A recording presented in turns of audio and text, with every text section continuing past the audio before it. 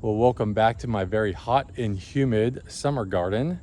And it's hard to believe that we're already halfway through August, but the good news is we're finally getting a little bit of rain that's been consistent from those afternoon thunderstorms. So the heat and humidity do have their benefits where we get those afternoon thunderstorms, which provide some much needed rain. So for the last 3 weeks, we've had decently consistent rain, not as much as even the surrounding areas, even a couple miles north, south, east, and west of me, where they're getting inches of rain. We're barely catching the edge of the storm here in my garden, where we're getting maybe a couple tenths here and there, but it's enough to keep my garden looking happy. And over time, that rain adds up. And as we can see, especially with the Mila behind me, all that new growth is pushing now that the rain has come back to my garden. Because up until now, we've definitely been in a very dry drought season, basically since last July till about halfway through this July. We're still in a drought, but we're just kind of getting some rain to help alleviate some of those drought stresses. But I thought this would be a great time to kind of walk around my garden, especially here in mid-August, and show you how my Japanese maples are doing and give you a real world update on how they look here in my Central Virginia garden, where I garden in a zone 6B, 7A. So that way, if you're interested in any of these trees, you can see how they perform in the summer months. Because I know there's a lot of pictures online of what these trees look like, either in a greenhouse setting or in the spring colors or in their fall colors, but really not that many out there of how these trees perform during the summer months. So let me turn this camera around and we'll get started with the tour. So I figured I would start the tour where I left off last week's tour, here with my Acer palmata Mila.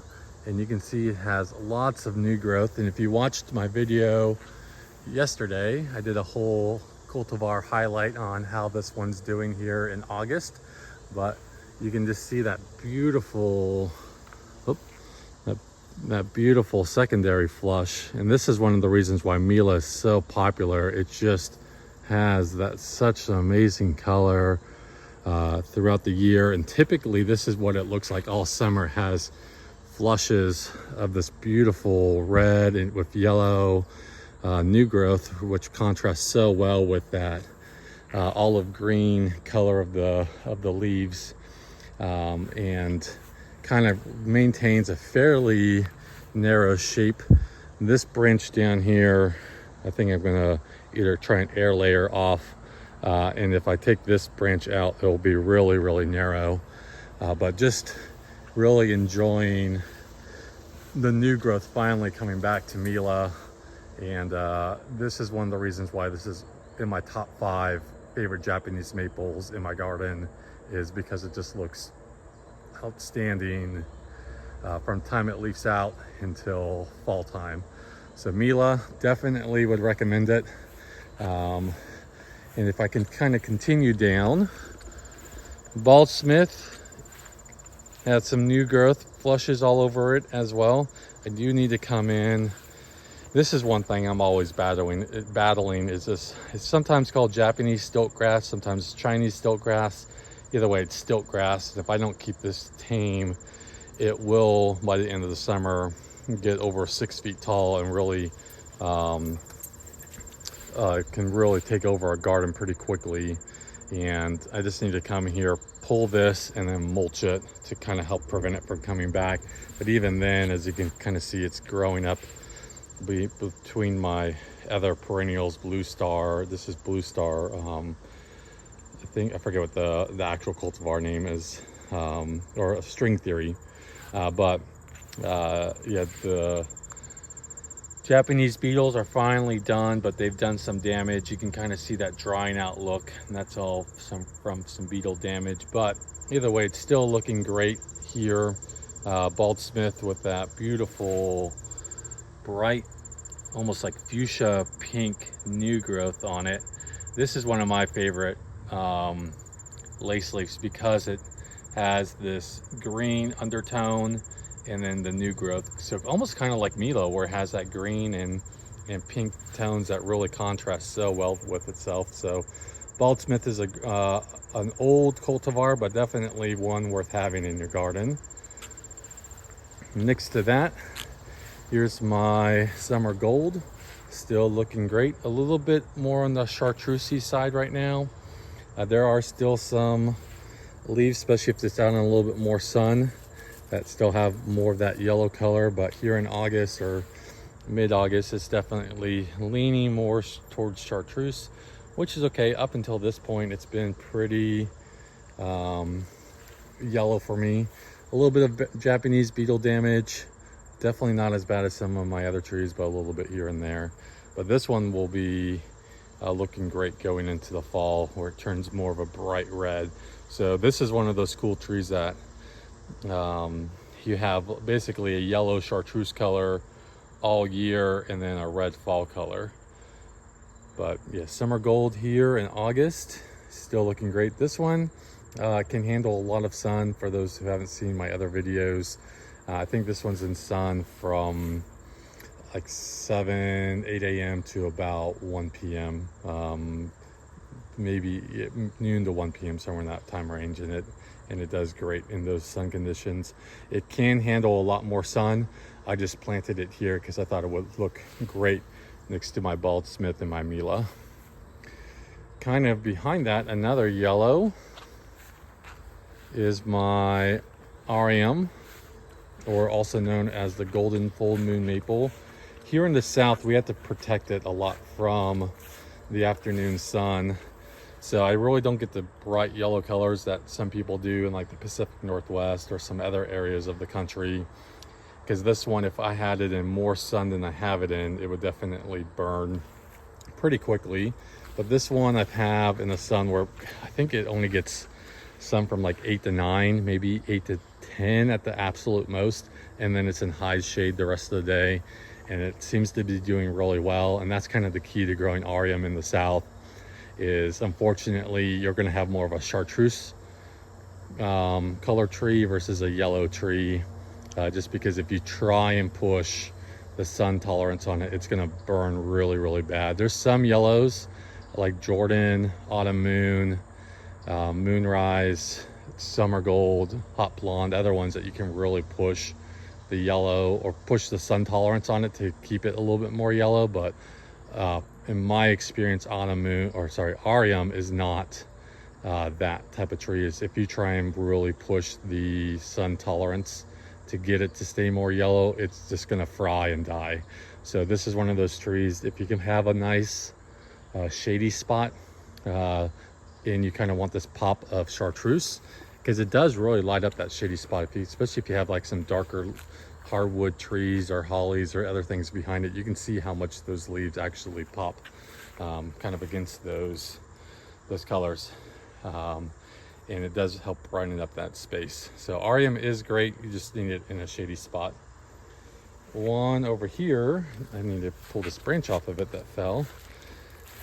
This is Shikuri Batu, which is a beautiful, almost Matsumura style upright tree. So it kind of gives you that lace leaf feel, but in a upright tree. So not quite as dissective as like a Seryu, where it definitely looks more like a traditional lace leaf. This just has that more deeply divided with some serration there in the leaves. This one's struggling a little bit. I think it looks like we might have starting to get some powdery mildew on it a little bit in some of the leaves. So I might have to spray it with some neem oil just to kind of help with that pillory mildew. That's the issue here in the south, especially as I kind of get into August, is dealing with these hot, humid days and nights, and then you get the afternoon rainstorms on top of it. So sometimes the maples don't really dry out, especially if they're in a more shady spot like this one. I may have some powdery mildew from time to time on some of my trees. Luckily, it looks like it's only on a few leaves and not everywhere. If I do have powdery mildew, the main thing is I want to make sure I collect those leaves once they fall off in the fall and throw them away in the trash can. So don't throw them in my compost pile, don't do anything with them. Just kind of get them off the property, and and they'll be fine. I can also spray it with, like I said, some neem oil. Make sure I'm spraying it late in the evening or early in the morning before all the pollinators are out. But that's something you can help do with that powdery mildew to kind of help combat it. It's not too bad, but it's good to catch it kind of early before it spreads. And like I said, the main thing also too is making sure that you collect the leaves, so that way aren't on the leaves break down, get back into the soil, and then can potentially reinfect your tree. The other tree, actually, let's go back over here, because if I kind of walk around this way, one of the things I wanted to show you is my autumn moon is finally pushing some new growth. And this is typically what my autumn moon looks like here in the summer months, but this year was a weird year because of the drought. So this is one of the reasons why I love autumn moon, is typically you have the more chartreuse color of the leaves, like down here, and then you get these flushes of oranges on top of that. And this is like throughout the whole tree. Unfortunately, the Japanese beetles really went after this tree, so the whole top of the leaves have dried up from the heat and the lack of rain and the beetle damage, and have defoliated. So the top really looks bare, but then you get these nice beautiful flushes. So usually autumn moon, for me, this is kind of what it looks like, where in the summer months, if the Japanese beetle hasn't done all this damage, it will have those flushes throughout the whole tree. You can kind of see some of the leaves starting to push some new growth in some lower spots as well, some over here as well. So autumn moon, just wanted to kind of highlight that one because this is in my top 5 favorite trees. This year doesn't look good. I wouldn't put this even in my top 50, 60 trees this year. But over the years, I've had this one, I think, since 2018 or 19. And other than this year, it's been consistently looking amazing. So this is the first year that it hasn't, and that's mostly, like I said, because of the beetle damage. But autumn moon is a great one. I would highly recommend it. All right, let's go look at some more trees. So here's a few more trees. One I thought I would start with is, this is Acer palmatum cricket, which was I think it was a witch's broom. Yep, it was a witch's broom. I can tell by that short center node there. It was found by Elizabeth Mundy from Acer Acres on Fireglow. And this will kind of be like, Twombly's Red Sentinel is a very popular one, or Skeeter's Broom, kind of similar shape, where it forms a very columnar, upright red tree with the red, dense, full habit. So definitely a lot different than Fireglow as far as shape and color. Fireglow right now is still pretty red for me. This one obviously is green. But this is what cricket kind of looks like for me in the summer. But I've had this one now, I think I got this one in 2022, so I've had it for a few years, and this is kind of what it typically looks like for me in August. Now, it's only been planted in this spot. As soon as I got it, I planted it here, so I haven't really tested the if I had it in more sun, if it would hold the red color a little bit more. But I got this one. I knew Elizabeth was talking about retiring, so I got this one before she was retired, so I could actually get it from the actual original cricket. So that's pretty nice. But yeah, in the springtime, this is a bright red tree. Another one that I'm not as impressed with the summer colors on. This is Rhode Island Red, and this one is dried out a little bit. That's partially my fault. I This one just kind of blends into the background, so sometimes I forget that it's here. So I haven't given it probably the water that it needed. You can kind of see some of the leaves drying out. This one, the rabbits keep eating, so it just stays really, really short. You can kind of see that right here where the rabbits and the deer just come in and munch on this one. But this one is, if you're looking for a blood good style leaf and color, but stays a lot smaller, Rhode Island Red is a beautiful or a great tree for those people. Like I said, I've had mine now, I think are 4 or 5 years, and this is how as big as it is, and it's only because the rabbits keep eating it. So every time there's like a new growth that come out on it, they come and munch it off. So it hasn't really grown for me. I probably need to put a cage around it just to let it really take off, but yeah, I just haven't yet. A natural tree though, or bush I should say, this is an American beauty berry, and this is just one that's been out in my woods. I know a lot of people plant these. If you want to draw birds into your garden, this is a great option. You get these beautiful purple berries. It is deciduous, so it loses its leaves throughout the winter time, but look at these bright purple berries. I'm lucky enough that this grew natively here in my garden, so I didn't have to go pick one up and plant it. I don't know if I would have planted it here in this spot, but since this is where it naturally wanted to grow, right here on the edge of my wood line, I'm just letting it be. I do need to come in and get some of the honeysuckle that are trying to grow up it off of it. So I think this winter I'm going to come in and trim all this honeysuckle. And there's also, you can see that wonderful poison ivy leaf right there, so got some poison ivy in there as well. But just trying to clean this bush up so it looks a little bit nicer. But if you really want to attract some songbirds or different types of birds to your garden, this is a great bush to plant.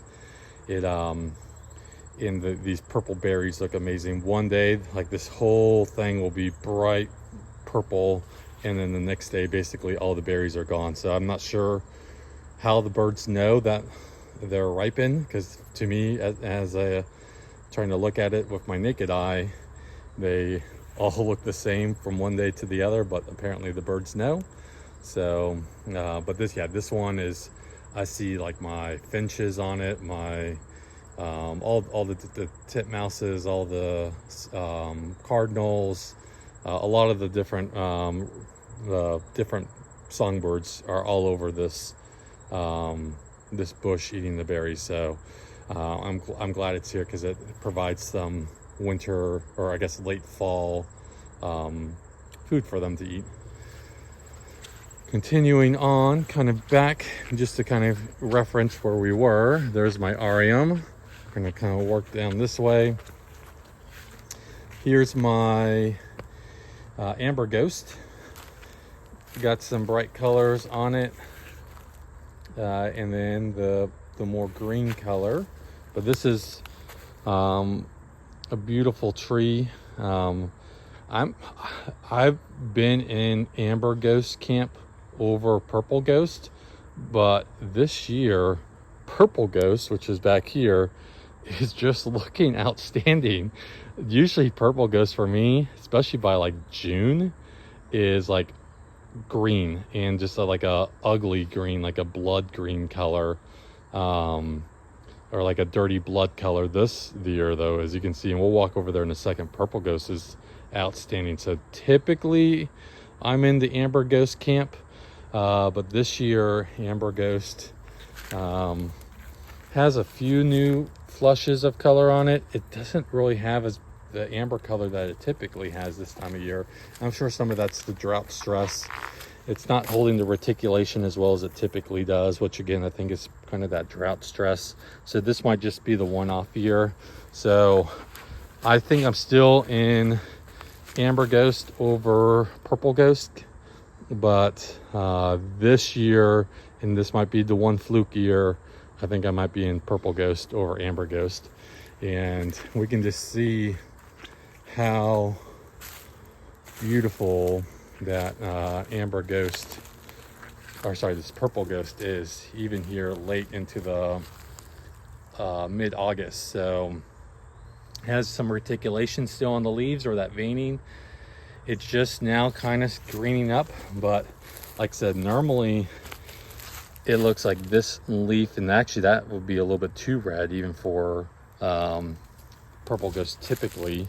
Like I said, by mid-June, it's usually looks pretty bad. But this year I've moved it around I think this is the third or fourth spot I stuck it in, and I think I finally found that right spot. So I'm hoping next year it's going to look like this as well. But look how large those leaves are. Purple ghost, I will say, I've definitely been impressed with it this year. I had some wind from one of the storms that came through and knocked down this big old branch. It's probably about a softball size. Luckily it kind of fell in the right spot, missed my amber ghost by about 2 feet, missed my Paul Select Norway spruce by a couple inches. Unfortunately kind of went through my American Beauty berry, but that will be fine. It missed enough of the branches, but yeah, definitely one of the hazards of living or having a woodland garden is the trees above it will drop branches. And luckily I've so far been pretty lucky. Either if they have hit one of my trees, it's been negligible, maybe taking out a single branch, or more often than not it have enough spacing in my trees that luckily it's kind of fallen in between the spacing. But that is one of the hazards of having a woodland garden. But Paul Select right now looking pretty great here. Still has that beautiful blue-green needles all over it, even here in August. And these Norway spruces actually do really well here in the south, where they adapted pretty well to the hot, humid summers. So I've had really good luck with the Norway spruces here in my garden, and it's just one of those nice blue colors that I don't get from the Japanese maples. If I kind of head this way, I got my Johine. And Johine is an Acershire Sawanum, with the focus, that unfortunately looks, well, doesn't really hold that purple color for me. It looks really well in the spring months and looks really great in the fall, but here in the summer it's just kind of a green tree. I haven't moved it, and this is the only place it's been planted, and it's kind of stayed here. So I haven't really experimented, kind of like with my purple ghost, where I kind of moved that one around to kind of find that perfect spot for it. I might do that one with Johine. I was really hoping to have a purpley color here, because right behind it I have my hot blonde, and next to it on the other side this way out of frame is my gold coin, which kind of does the same thing, where it's bright yellow in the spring and green during the summertime. But I was hoping Johine would hold this purple color later into the seasons to really play out that color contrast between the purple and the yellow there of hot blonde. But it's okay. It's a decent sized leaf, a little bit bigger than the traditional palmatum leaf, but there are definitely some palmatum leaves like we just saw with purple ghost that are gigantic, where this one is, I would say, just slightly larger. But a beautiful spring color and a beautiful fall color, and just a normal green tree here in the summer months. Speaking of that, as I mentioned, here's gold coin. This one I've had in a pot for the first big chunk of its life. It's in a cage because I don't want the deer to eat it, because this one's harder to find than like the cricket or the Rhode Island red that we were looking at. But a beautiful large leaf. This one is like bright yellow in the spring. I could get the honeysuckle from growing around it, the cage. But just here in the summer, just a normal green. I believe this one also goes to yellow in the fall, where a lot of the other like yellow spring color trees go to a red. I think this one goes back to a yellow, if I remember correctly. Behind that one, this has definitely been a highlighter, bright spot here in my garden. This is Hot Blonde. I've been very impressed with this one over the years that I've had it. I got this one as a 1 gallon, I think in 23, maybe 22. And if you look, it's now 7 feet tall. Nice branching kind of structure on it, so it's not like a whip. Let's see, I can look at my tag and figure out when I got it. But just look at that like bleached out color in those leaves. And typically I've had like a Dragon Master and a couple other yellow ones that bleach out to this color, and when they bleach out they start to burn. This one doesn't burn.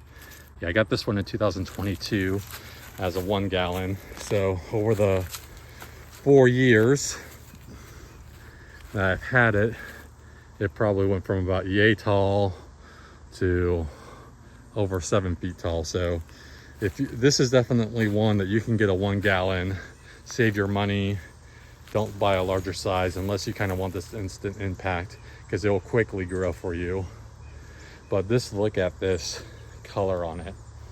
Different than a lot of all the other yellows that I have in my garden, like I said, with that bleached out look. I did a comparison video of how all the yellows look in my garden. I think that I did that in July. So about a month ago, kind of went around and looked at all the different yellow Japanese maples in my garden to see how well they hold that yellow through the summer months. And as I compared the leaves side by side, Hot Blonde's leaf definitely was unique, not only in shape but that color. So yeah, Hot Blonde is definitely one I would recommend. And it is a zone 6 through 9, where a lot of the other maples we've kind of looked at are zones 5 through 9. So just kind of keep that in mind. If you're a little bit further north than me, you may struggle with it. I know Matt and Tim with Mr. Maple have been doing some testing with Hot Blonde and some of the other Heat Seeker series, so like Hot Sauce, Hot Tamale, Hot Chicken, some of those ones, to see if they are actually a zone 6 or if they can be a zone 5. But I think the tests are still being conducted on them, or there just haven't been enough time, or they haven't gone through a real zone 5 winter to see how they do. So hopefully within the next few years we'll know if this is truly a zone 6 or if you can push it to zone 5. Even if I was in the zone 5, I would probably try it because it's definitely worth having in your garden. A really cool contrasting tree next to that, this is my Fairy Lights, which is an Acer japonicum, and it's more of a very deeply divided, almost lace leaf style. And I think that contrast between this leaf texture and the Hot Blonde texture and the color really play off of each other really well.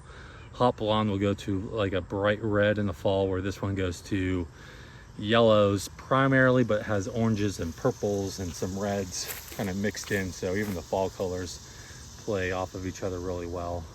I think it's good to have some green in your garden, especially if it's more of like this lush green color, because then it really helps settle the eye and show how bright some of your yellows and your reds and your oranges are. So having an Acer japonicum like this is great, and especially if you live in the south where you struggle with fall color, especially if you're a lot further south than I am.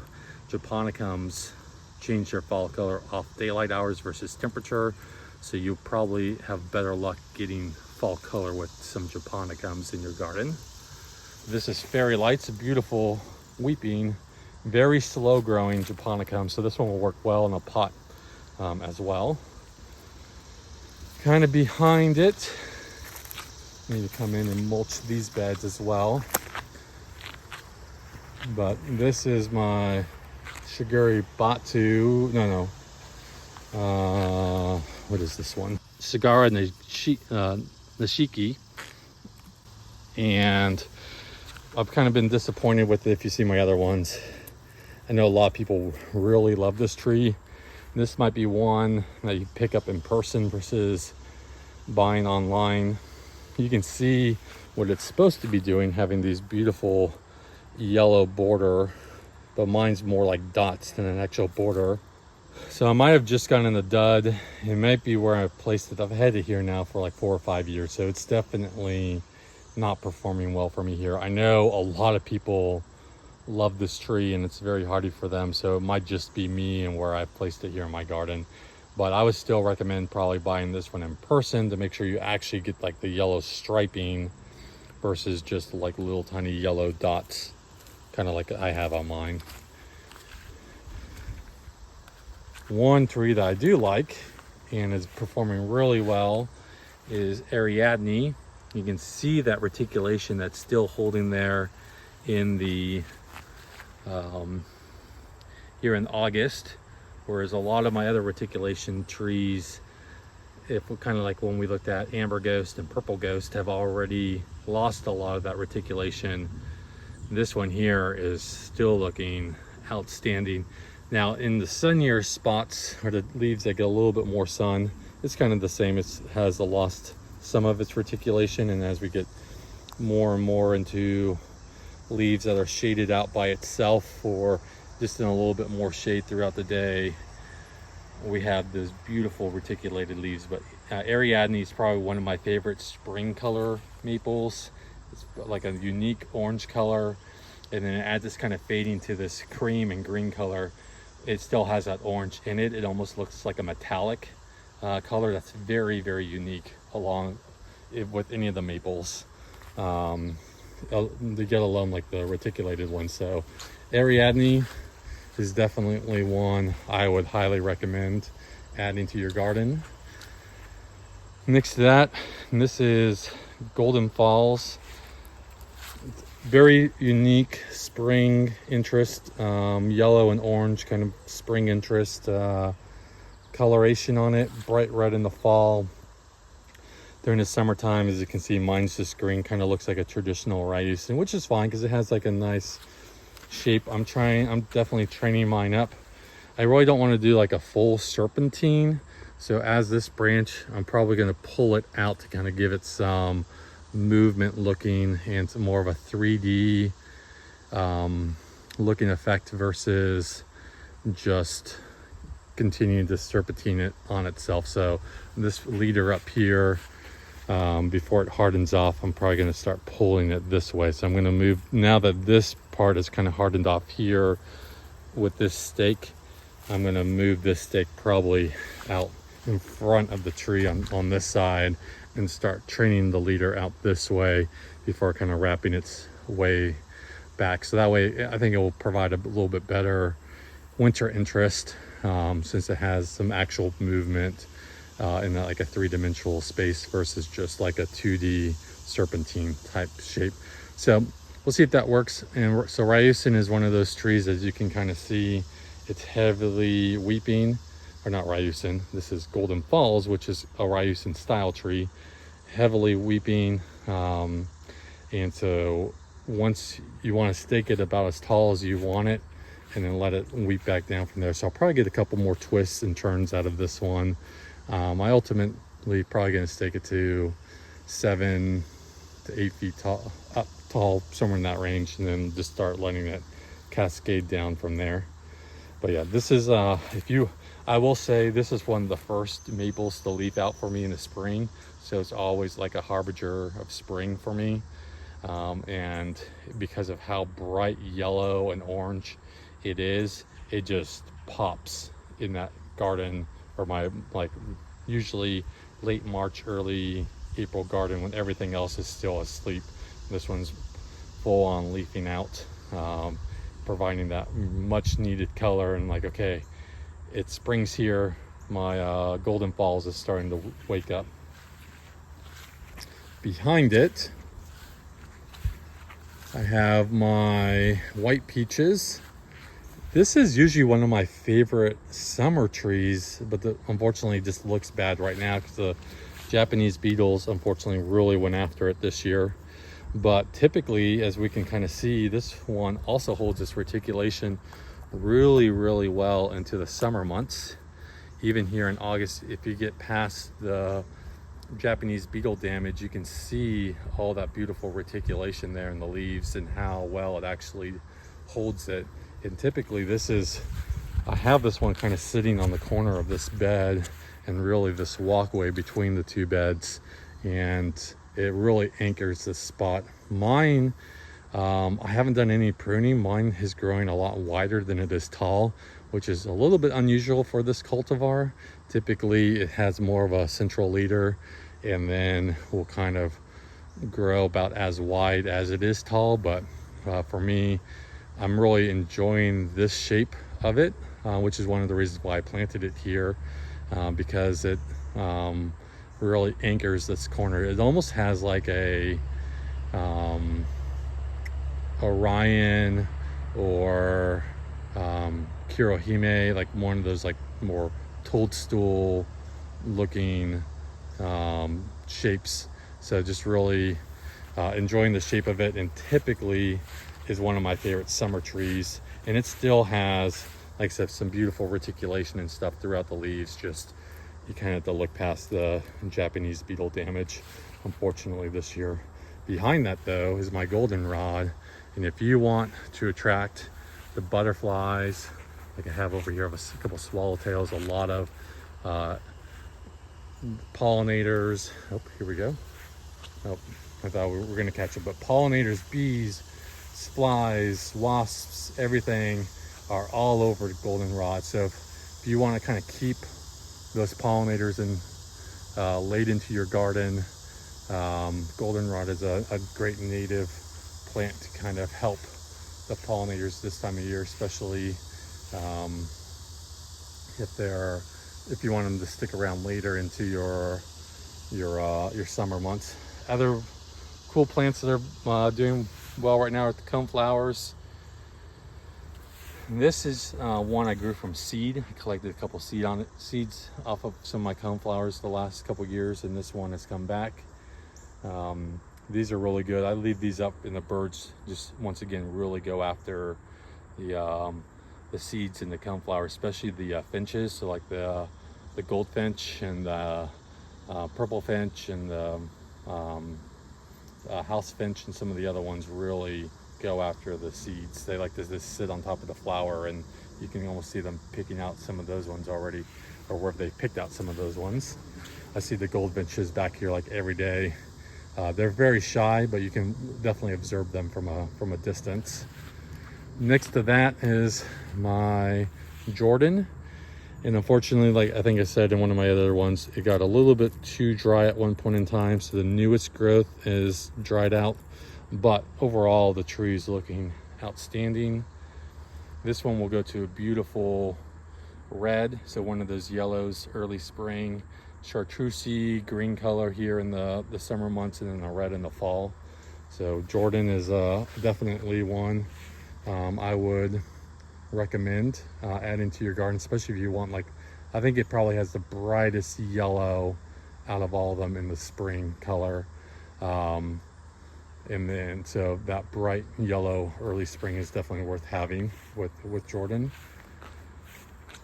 Shayna, I'm still not quite sold on Shayna. It's surviving, but it's not really thriving. So I might have to move it, but I'm afraid if I move it, I heard this one doesn't like to be moved, that it might not make it. So I'm kind of out on Shayna. This is another butterfly weed, is a great one to kind of have and get the focus for, like, especially the butterflies in your garden if you want to really attract them. The full life cycle can live off of these butterfly weeds. Some more echinacea or coneflowers down here, looking great. Zinnias are really starting to go. The butterflies and pollinators are all over my zinnias. And here is my fire glow. So we kind of looked at cricket earlier and kind of discussed how that one's pretty green, and this one's still holding its red color really well. This is the greenest I've ever seen it this early. From a distance it still looks red, but if you get up on it, it definitely has some green color mixed in with the leaves. This is typically what fire glow looks for me, or this is typically how fire glow looks for me in like late September, early October, as it's about to shut down and go into fall colors. I think the drought probably has something to do with it. The stress of that really played into its colors this year, but typically this one is like a bright, not bright red, but more of this maroon red, even late in August, but still looking pretty, especially from a distance. You can tell it's definitely maroon, whereas from a distance, cricket is definitely more of that green color. And then Bihu is one of those trees that has beautiful yellow bark. I would say probably some of the best yellow bark here. In the summer, this is kind of the greenest it is. You can tell there's definitely a yellow hint to the bark, but definitely more green. And it definitely has some beautiful yellow fall color. So that's what I'm looking forward to, is you get that yellow fall color on this typical palmatum leaf with that beautiful bark. So you have the yellow on yellow, and this one just really pops. And then in the winter time, you get to really enjoy that. I mean, it's like highlighter yellow, especially if you have snow on the ground. That yellow really pops against that snow. Couple hydrangeas, some more stilt grass I need to pull out, and then put down some mulch to prevent it from growing. One of my blue conifers, this is Tempelhof, which is a Pinus parviflora, Japanese white pine, doing great here even in August. And then the last two trees kind of in this bed. Here's my lily pad. Has that slight variegation to it. This one definitely looks better in the summer months than it does in the spring.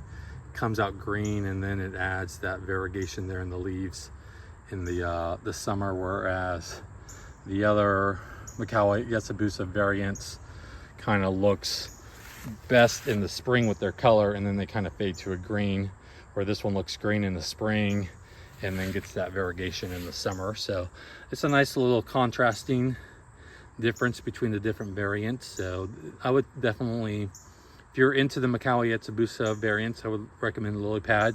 It grows a little bit wider than it does tall, as you can kind of see with mine, and will work well in the pot or in the ground. And I would definitely have it like I have mine on the corner of a bed, or have it in a pot, because you definitely need to get up on it to enjoy that variegation. It's not one of those that where it's so subtle you can't really see it from a distance. So make sure you have this one kind of planted where you're able to get up on it and to fully enjoy it. And then the last one kind of over in this bed is dark straw. And this one typically holds its red color decently well for me. Maybe not as well as like a Tamukiyama or Red Dragon. A little bit more maroon when it comes out, which is where I think the name dark straw comes from, where those ones are sometimes are a little bit more of a bright red, cherry red. Red Dragon is more of like a scarlet red, even in the early spring. But dark straw is a red lace leaf. Does okay. It's starting to grow. I've only had this one, I think I got this one in 24. So I've had it for a couple years.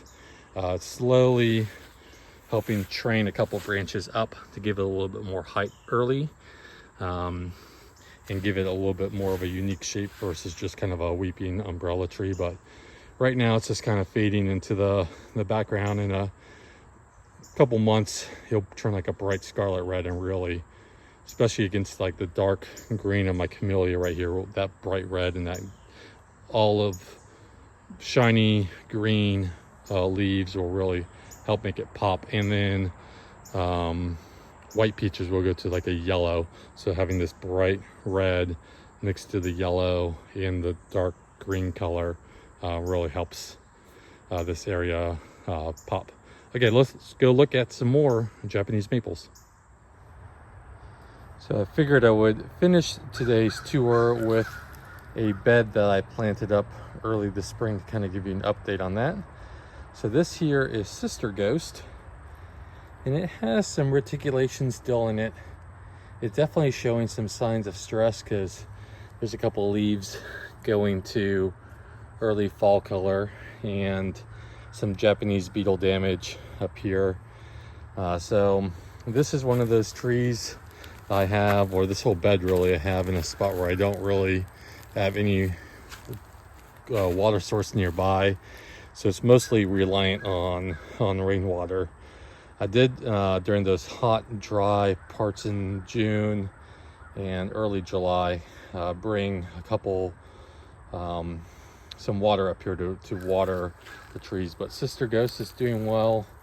I think it'll be fine. Just a little signs of stress, which is understandable for being planted in a drought year and didn't get the rain that fall that we typically get throughout the spring and summer months. But I think it'll might help benefit it, because it'll be rooting out a little bit better into the soil and the surrounding soils as it's been searching for water, but still has that beautiful reticulation there in the leaves.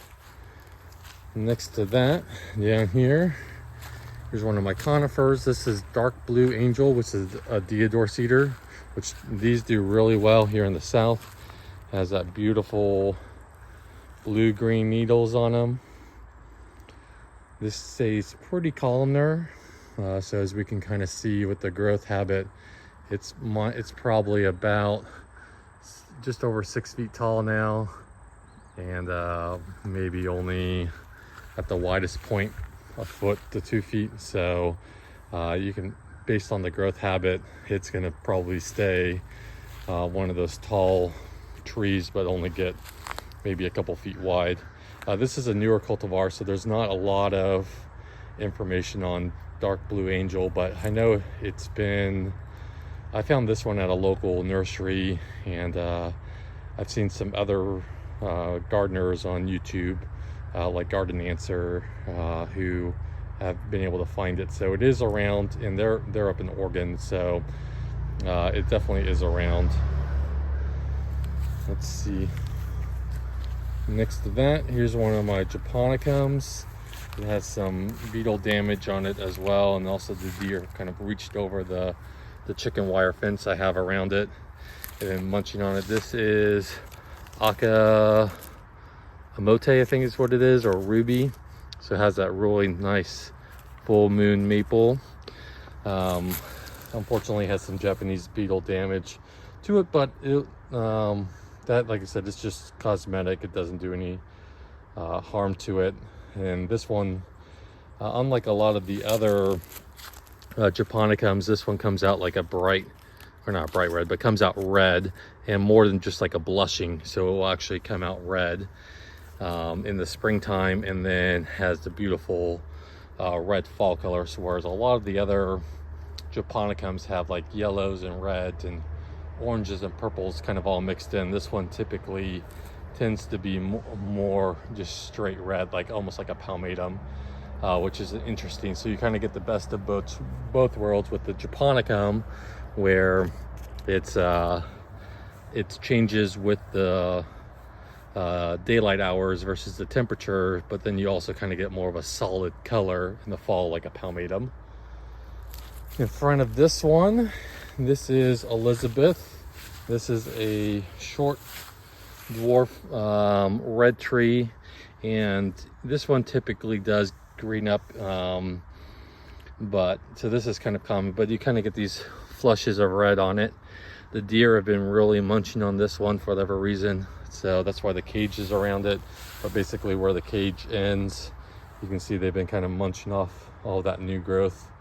So normally there's flushes of bright scarlet kind of on top of the leaves there. So this one will stay fairly short. So if you're looking for kind of a more traditional upright red that's not really a ball shape, but stays a little bit on the shorter side, Elizabeth is a great option for you. And this one will also do well in the pot. Next to that is one the beetles really went after, which is a shame, because I actually really like Cotonoito. This one has a lot of damage and caused the leaves to, once the leaves are linear-lobum, so once they really ate the leaves back, kind of like this, they just dried out. So now it just looks almost like the trees dying, but this is all just from beetle damage, and then the dry weather caused them to dry out and then drop. But you can see it's pushing new growth. The tree's alive. It'll look fine. It just looks, unfortunately, kind of ugly right now. But that's just, like I said, dealing with pests and critters and things like that is just part of gardening. So trying to figure out how to overcome them or in different ways is all part of it. So, but yeah, you can see the munching in the hole. So if you see damage like this on your leaves, look at it to see, one, is it getting sun scorched, or if it's bug damage. Bug damage is pretty obvious because there's holes in it, versus if this was sun damage, it could, if I walked up on it and didn't know it was beetle damage, the leaves could shrivel up like this because it's not getting enough water. So I would think either it's not getting enough water or it's in too much sun and it's burning. But actually taking a quick closer look, I can see all the beetle damage. So just making sure that I'm evaluating it correctly, and I'm not thinking that's one thing like heat stress or not enough water and then over watering it when it really doesn't need it. So making sure that you just come up and take a quick look. But Cotonuita, this goes to a beautiful yellow in the fall. So I'm just hoping that what's left, it will still put on a display in a couple months. Another one, I actually have 3 more kind of in this bed. So this is the other one the beetles really went after, which was my Twombly's Red Sentinel. So we kind of looked at cricket, and this is what cricket will kind of, the shape anyways, will kind of look like in a few years as it slowly continues to grow up. So it kind of keeps that dense habit and gets, 8 to 10 feet tall, 4 feet wide. So Twombly's Red Sentinel will do the same. This one, I haven't had the best luck of keeping it red. I've tried putting it in an all-day sun, which it can handle without burning. Now this one, I planted it in a spot where it gets sun, I think from like 10 to 3, somewhere in that time frame. So a lot of midday sun, hoping that high afternoon sun it would be protected from, but it's still greened up, as you can see. So I'm hoping maybe like my purple ghost, if I kind of leave it here, let it root in, let it establish, next year it will be it'll do better for me and actually hold on to that beautiful red color longer into the season. Because when it comes out in the early spring, it's the Red Sentinel part of it is 100% correct with how narrow and how tight habit it is. So it's a great name for it. I just wish it would hold it a little bit longer into the season for me, but in the fall we'll go back to a beautiful like scarlet red. But right now it's just kind of green. One tree that's supposed to be green and is doing a good job. This is Fred, which is a lace leaf. Got a little bit of beetle damage, but not bad. But you can see the small lace leaves. This is a very quick growing tree though. This is one of the last introductions Elizabeth Mundy introduced with Acer Acres before she retired. So she had Ethel and Fred. I've done some videos on both of those before. I have a few Freds. I only have one Ethel because I was luckily able to take a couple cuttings off of Fred before they moved to North Carolina, and was able to graft it I think in 2024. So this is a graft I did of it in 2024. This tape will eventually wear off, and then this is all Fred. So it's doing great and looking good. So I have, I think, 3 of these, 2 planted in my garden in different areas. So one here and one near Ethel, and I still have one in a pot. And all 3 of them are doing great. And this will go to like a nice, beautiful yellow fall color. And then the last tree, which once again, I was hoping it was going to hold its red color for me better too, because it did last year when I had it in a pot. And this is Crimson Princess, so not to be confused with Scarlet Princess, or Crimson Queen. This is I think they found it as a sport off of Crimson Queen. So similar to like Scarlet Princess. So it stays a little bit smaller than Crimson Queen and is a little bit more sun tolerant than Crimson Queen. But this is trying to, I was hoping to have this red lace leaf to kind of have some red burgundy color in this area throughout the summer. So I'm hoping once again, once it's established a little bit more and not being a drought year under those stresses, it will hold on to its red color longer into the season and into the summer months. I'm hoping with it being newly established and with the drought, that's the reason why it's green. Because even some of my more reliable red trees like Tamukiyama and Red Dragon and Fire Glow are greener than they typically are this time of year. So I'm hoping that's just what's going on. But yeah, this is the garden bed that I planted this spring. Just wanted to give you guys an update. Well, thank you guys so much for watching. I really hope that you found this tour helpful. Like I said, the main purpose is to show you how these trees are performing in a garden versus a greenhouse setting, and to give you a real life example of how they may look in your garden. And hopefully you found a tree that will do well for you. If you have any questions about any of the maples that you saw today, just let me know in the comment section below and I'll be happy to answer those questions. Thank you guys so much for watching, and I hope you have a great weekend in your garden.